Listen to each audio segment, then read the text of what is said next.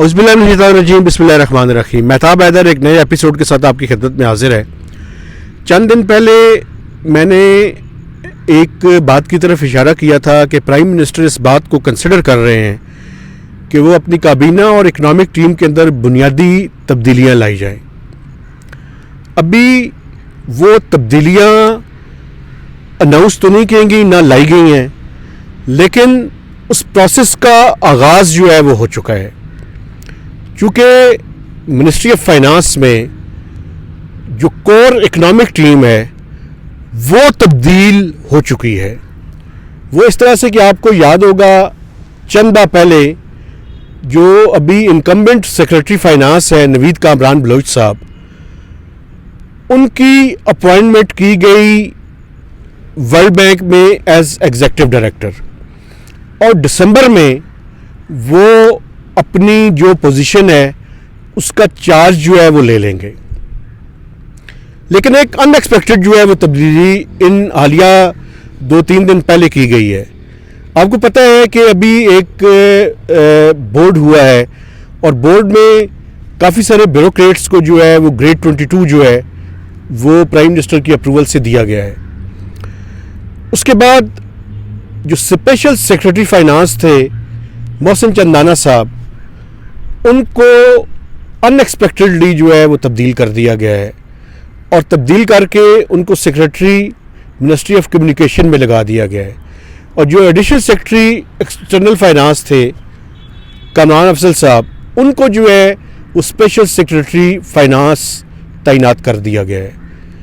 आइंदा आने वाले चंद दिनों में या आइंदा आने वाले कम से कम 1 महीने के बाद जो सेक्रेटरी फाइनेंस है उसके ऊपर भी तैनाती जो है वो अमल में लाई जाएगी।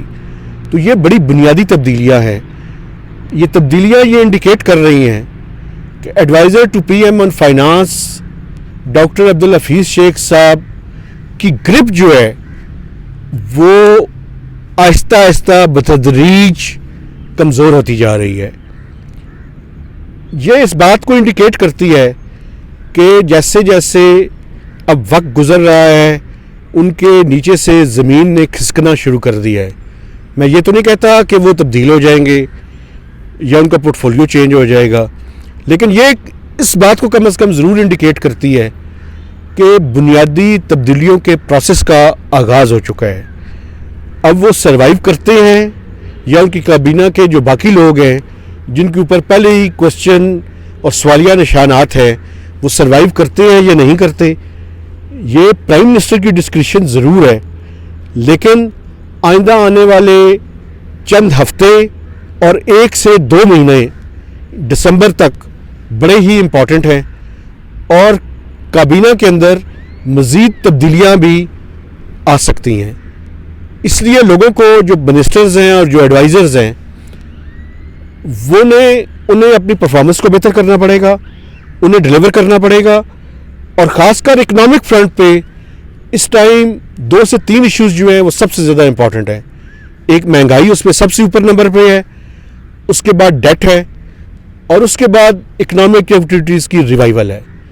तो अगर adviser to PM on finance अपनी सीट को बचाना चाहते हैं तो उन्हें महंगाई कम करनी पड़ेगी, डेट के लिए कोई स्ट्रैटेजी लानी पड़ेगी, और इकनॉमिक एक्टिविटीज़ की रिवाइवल के लिए कुछ मज़ीद इक़दाम करने पड़ेंगे। और मैं आपको ये भी याद दहानी करवा दूँ, IMF का प्रोग्राम स्टॉल्ड है, वो अभी तक रिवाइव नहीं हुआ। ये भी डिपेंड करेगा कि वो किस हद तक IMF को कन्विंस कर सकते हैं। अब देखना ये है कि क्या वो इन तमाम जो बहरान हैं इन पे काबू पाने में कामयाब होते हैं, या बैग उठाकर वो वापस अपनी जहाँ से वो आए थे वहाँ वापस चले जाते हैं। Thank you very much.